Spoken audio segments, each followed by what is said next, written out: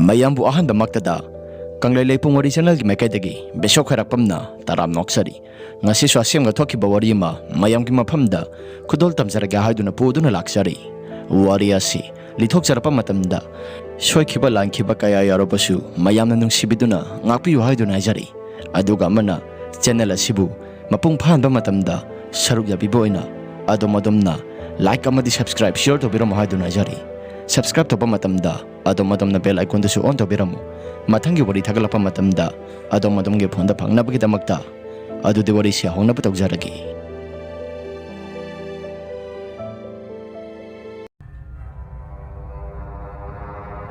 thogdo sing asidagina sahi mangamuki mamangda sengma thokiba wari makhakni matamado aikhogi yumthangnaba aikhogi hingkhol manungda leiba sagagi khura ama matam kuina mamangdagi hawraga mahaksi kidney patient ama oiduna laklibani kidney haibasidabu nabu nakragadi sidriba phawbada adum punsi konaba laina makhalamani maduda sagagi khura ase mahaksu hingaroi khanduna masa masu sing aduda mahaki wakhal nungaina boina tawro aise punsi kaisu hena sangna hingadaba natre hairaga makhoi su hairami maduda masa masu sing aduna paisa nungsa su khara paiba imung waibana makhoi su hena phana bagi damakta yamna kan hena thudukna mapadu layang lammi adubu phana layang jarabasu ikan kanaba habedudi oiramde masigi matungda sagagi khura asi pham senaraga leiba habedo oirami kuju kumen so amata thoklamdi hanadi I thangna yamna phajaramba sagagi khurani adubu laina ase hek nakiba mata madudagi hawraga ikhura asi kuju kumen amata thoktana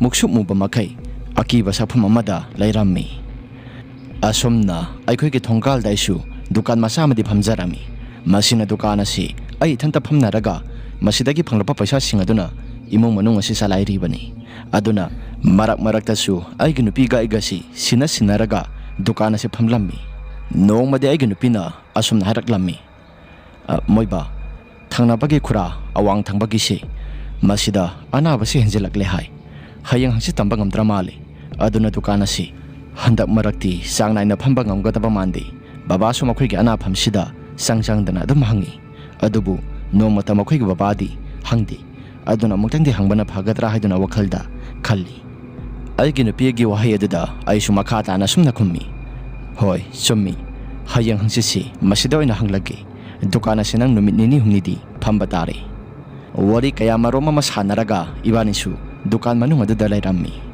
aikhoi gi lambi sorogasi mi khara kharadi adumak yamna sapamaramna ahing thengla phawada pung 12 madugi matam phawbada dukan asi matam pumnamakta hangi maduna aisu thengna sorokta lakpa ahalsing amasung nahasing makhuna pot lainingba matamda leiba phangnabani haiduna aisu dukan ase thengna yumda hanjelli nongmadi sagagi khura asi leiroidaba hayang leiroidabani haiba numit aduda onthokpa mataw amada dukan asigi maning thangba seliba khong aduda karigumba kharadi phawba horaklami numit ado nahangkhaiga mi amata manadi nahangkhadi sorok asida mi ayambana loina satpani adubu numitomadi sorok asida usek phawba paikhidi lambi sorok asida hui hokdona marang yamna kaiduna yamna kanna khonglammi aduga kappa kaya marom amasu yawrammi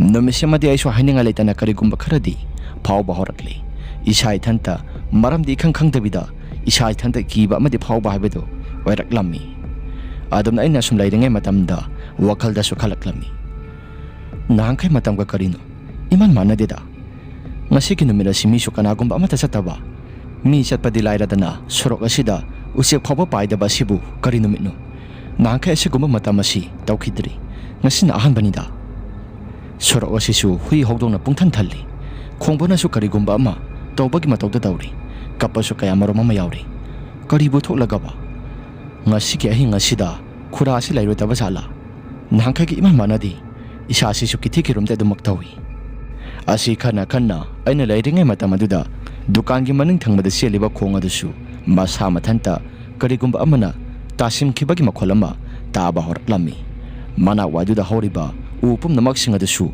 bom hairaga tabagi makholama taba horapa matamaduda aisi isa se karigumba kharadi phaw horakli kari makhonoda tasing namak tamnari bahabadura nangkai su karigumba makholamata taba natte aduga karino ngasi gi numina sida Asi khana khana ai isamakse kiba horakle. Aina adumna kiba horakpa matamduda kari tawgadabano haiduna wakhalda khanba horakle. Tanja aduda hui hogdong mayam adusu mafam marang amata khangdana pongkhongda khongba horakle. Hui hogdong mayamna khonglakpa aduga aigi dukan gi maningda seliba khong aduda tawriba mawng mataw kaya sing aduda mapan thokpa ngamba haibadudi oiramde. Ai sui sasya kibana thumat khibana dukan adu manung aduda thong loina lonselli. Aduga manung aduda aisu wa masen amata ngangdana tumena laiba haibadu oirammi. Ngihakki matungda aigi nupinasu phone tawrakle. Aigi nupina phone tawrakpa matamda ai sasya kibana yadre kanano amaga thokminaraklo hairaga aina haikre. Maduda aigi nupina aigi sanupa ahladu mama masa pulap thongminarakle. Mai asyang pairaga adom na hek tholapa matam maduda ngasay makai tawramliba pumnamak singadu loina pharami. Ai sumataw aduda isa singakpana karigumba kharadi phaurakle. Ngasay makai taramba pumnamak singadu mama masa se hek tholapa matamda loina hekta phakida. Aigi nupiga isa nupagadusu dukan adu yoraklaba matung aduda thong adu hangdoklo hairaga aingonda hairaklammi. Maduda thong adu su hangdokle. Thong adu hangdoklaba matungda aisu panthaba tawdana waikhudu pansilli. Aduga kitang thuna yangna yumanungda sanglase haiduna sangminarakle. Aina sanglapa matam aduda khonggi nakyek thangba saruk aduda hanjin hanjin yenglammi. Adubu karigumba amata leibudi uramde. Mai kaptuna yenglabasu sialiba ising khaktada adum sembadi ui karigumba amata tabadi amata ude. Ngehakki matungda yumanungda yaure. Yumda yauraba matungda ngasay thokriba thokda pumnamak singadu aigi nupiga isa nupagada loina tammi. Maduda makoina hayang hangjiti khurasi soidana sakadaba mali. Ngasigi tawriba mawong mataw kaya sing asida singadabadi ngamde. Adu hairakpa matamda aisu aigi nupida sakadabadi mali.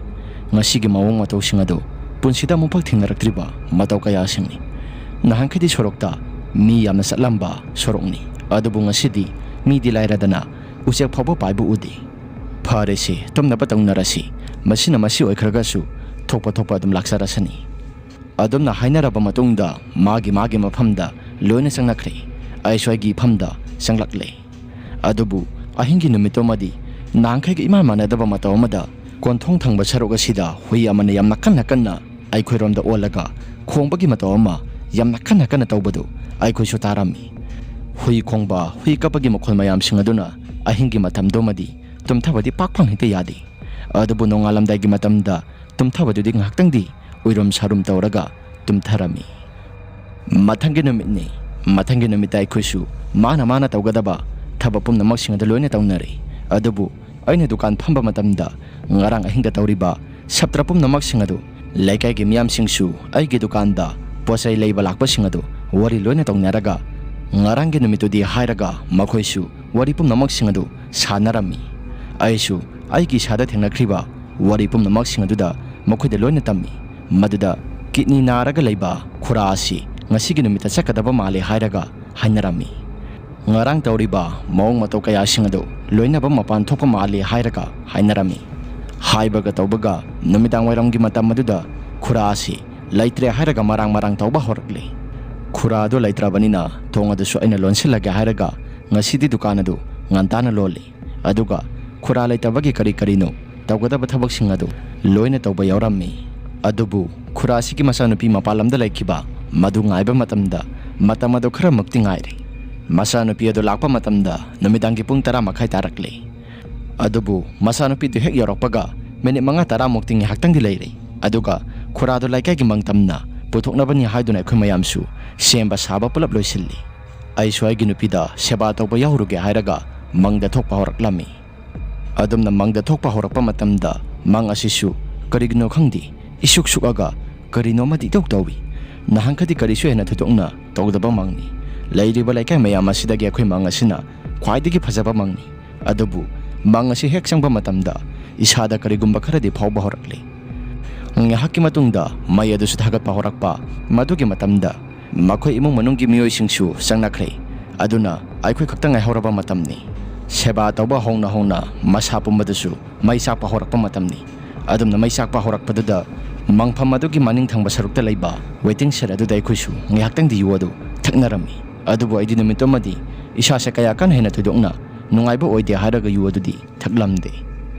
adumna khuragi mahaki masadusu mai chakpa horakpa matamda isi akoibaduda haipeti yenglammi maduda akoibada horiba wapal ama lairibadu maduda kanagumba ama sat changsingkhibadu aisu uba horaklammi adumna tawrakpaduda isase karigumba kharadi phaurakli yu su thakpunati aduga karino tawriba momato kaya singasi aibu tasengnamak mit uraba sala natragana uriba pumnamak asi wakhalna oiriba sala asi hairaga lemin chaminariba makhoi mayam singaduda aina hanglammi maduda makhoi ki masada yu adu ngauriba maramna karigumba amata leiti hairaga makhoi swairaklami maduda makhoina seba tawba yauriba angang amana karisu hena thudukna khanjalunu ahalso phana oire adugumba phagidu tarakano hairaga makhoisu hairaklammi makhoina hairakpadugi matung inna aisu isada kiba kharadi phaurakle adubu aise pantharaga leibadi pharak yamna tarani haiduna wakhaldasu khara kharadi kithikirum toba maramna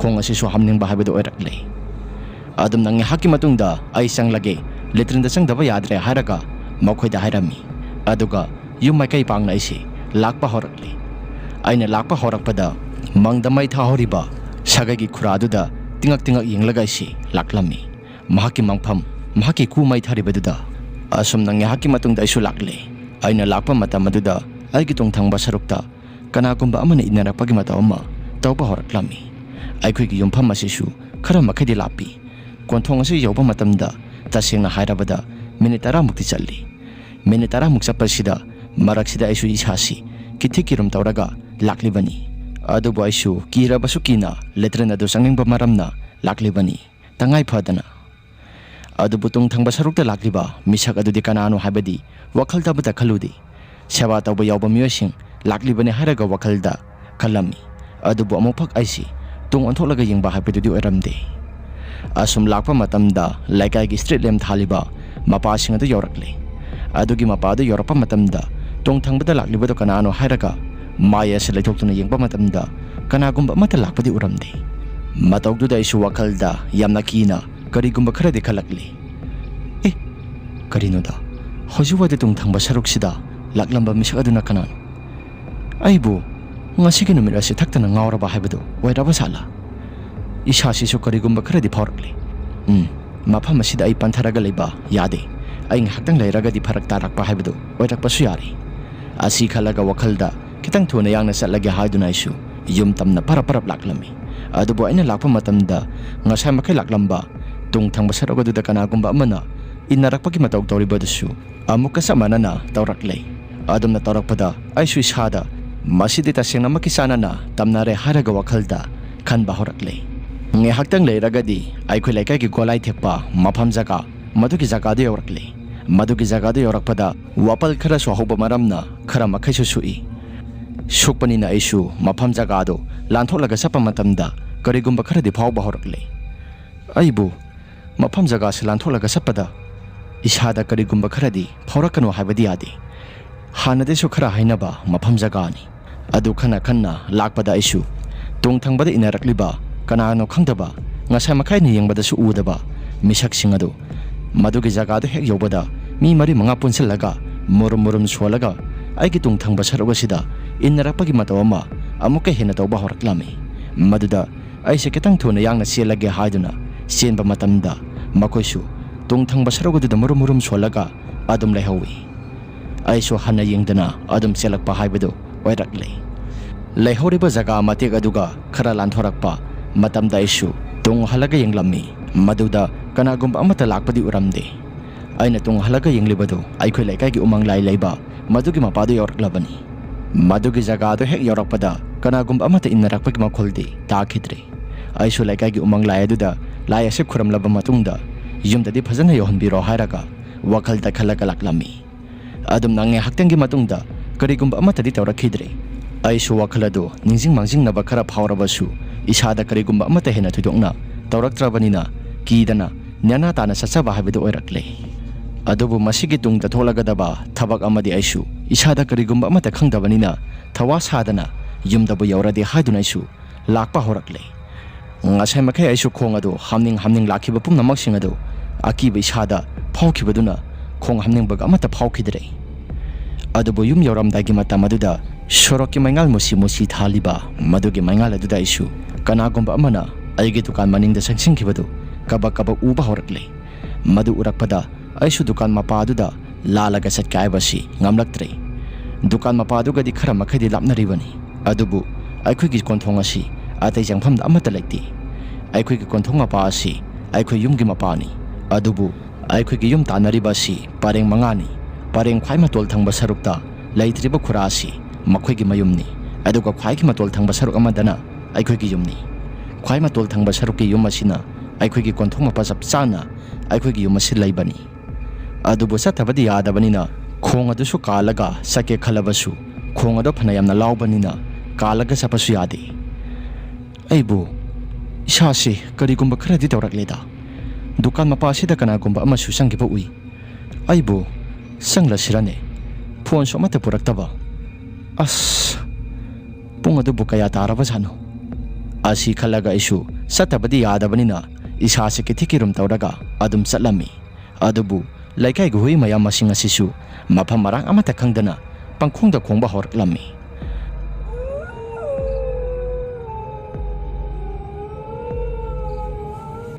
Oh hui asisu amuka horakledana ngaranggi mataw aduga sabheng manaida.